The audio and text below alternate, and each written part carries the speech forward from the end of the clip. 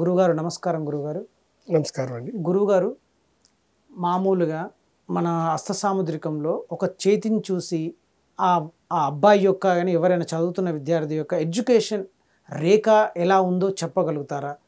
అలాగే దాన్ని జ్యోతిషపరంగా లింక్ చేస్తూ ఈ హస్తరేఖల్లో ఎడ్యుకేషన్ గురించి ఏ విధంగా ఉంటుందో తెలియజేయండి. ఓం నమో నారాయణ. సాముద్రిక శాస్త్ర ప్రకారం ఒక అబ్బాయి లేదా బాల లేక బాలిక ఎవరైనా సరే వాళ్ళు చదువులో ఎలా రాణిస్తారు, వాళ్ళ భవిష్యత్తు ఎలా ఉంటుందని మనం చేతి రేఖలు చూసి చెప్పచ్చు. అవి ఏ రేఖలు అంటే మనకి హృదయ రేఖ గురించి చెప్తాం, మేధాశక్తి రేఖ. అది మేధాశక్తి రేఖ కనుక సక్రంగా ఉంటే వాళ్ళు ఎడ్యుకేషన్లో బాగా రాణిస్తారు. ఈ మేధాశక్తి రేఖ మీద ఏదైనా క్రాసెస్ కానీ ఇంటూలు కానీ బ్రేక్స్ కానీ ఉంటే ఎడ్యుకేషన్ బ్రేక్ అవుతుందని చెప్పొచ్చు. ఆ ఎడ్యుకేషన్ రేఖ ఇక్కడ వరకు ఈ ఉంగరవేల వరకు ఉంటే డిగ్రీ వరకు చదువుతారని చెప్పవచ్చు. అది మించి చివరికి బుధస్థానానికి చివరికి వెళ్ళిపోతే, మేధాశక్తికి ఇలా చివరికి వెళ్ళిపోతే ఆ వ్యక్తి పోస్ట్ గ్రాడ్యుయేషన్ చేస్తాడని చెప్పవచ్చు. అది మెడికల్ కావచ్చు, లేకపోతే సైన్స్ కావచ్చు, హిస్టరీ కావచ్చు, ఏదైనా సరే పీజీ చేయాలంటే ఒక రేఖ మేధాశక్తి చివరికి వెళ్ళిపోవాలి. దానికి తోడుగా వీళ్ళకి సూర్య బలం ఎలా ఉందో చూడాలి. సూర్య అంటే ఉంగరవేలు ఉంది కదా, ఈ ఉంగరవేలు సూర్య ప్రభావం, ఇక్కడున్న రేఖలు వీళ్ళకి కీర్తి ప్రతిష్టలు, అలాగే ఎడ్యుకేషను, ఇతర శాస్త్రాల పరిజ్ఞానం అంటే అనేక శాస్త్రాల పరిజ్ఞానం. ఇక్కడ సూర్యుడు బాగుండి, ఇక్కడ మేధాశక్తి రేఖ బాగుండి, అలాగే ఇక్కడ బుధస్థానము. ఎందుకంటే ఒక మంచి విద్యార్థి కావాలంటే మెమరీ పవర్ కావాలి, కమ్యూనికేషన్ స్కిల్ కావాలి. అది ఇక్కడ బుధుడి మీద ఆధారపడి ఉంటుంది.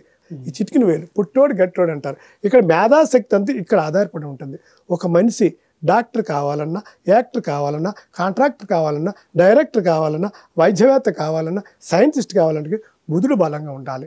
బుధుడు బలంగా ఉంటేనే వాడికి మెమరీ పవర్ ఉంటుంది. అలాగే బుధుడు బలంగా ఉండాలి, హైయర్ ఎడ్యుకేషన్ రవి కూడా బలంగా ఉండాలి. ఈ రెండింటికంటే మించి గురుస్థానం బాగుండాలి, గురు మౌంట్ బాగుండాలి. ఈ మూడు ఉన్నప్పుడే వీళ్ళు ఐఏఎస్ ఆఫీసర్లు, కలెక్టర్లు, ఐపీఎస్లు అవుతారు. అలాగే హైలీ ఎడ్యుకేటెడ్ అవుతారు. డాక్టర్ బాబాసాహెబ్ అంబేద్కర్ మనకు తెలుసు కదా, ఆయన సూపుడు వేలుతోటే చూపించే ఆకర్షణ శక్తి ద్వారా ఆయన అనేక శాస్త్రాలు చదివాడు. మన భారతదేశానిక కూడా ఇతర దేశాలు కూడా ఆదర్శమూర్తికి అయ్యాడంటే ఆయనకున్న గురుశక్తి. ప్రతి వ్యక్తికి కూడా గురుశక్తి మెయిన్ కావాలి. ఎందులో రాణించాలి, గురుశక్తి మెయిన్ ఉండాలి. గురుశక్తికి బుధుడు సహకరించాలి.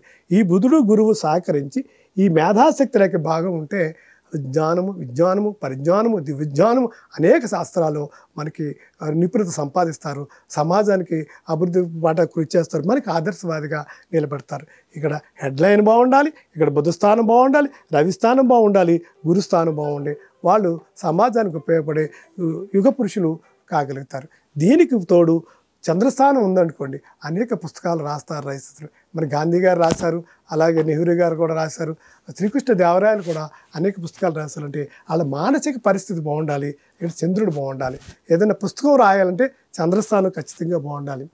దీనివల్ల వచ్చే ఆదాయం అనుభవించాలంటే ఇక్కడ శుక్రస్థానం బాగుండాలి. శుక్రస్థానం బాగోలేదంటే వాడు ఎంజాయ్మెంట్ ఉండదు, సంపాదించిందంతా ఎవరో ఒకరు పట్టుకెళ్ళిపోతూ ఉంటారన్నమాట. ఒక మనిషి చదవాలంటే ఈజీగా వాళ్ళు చేసుకోవచ్చు.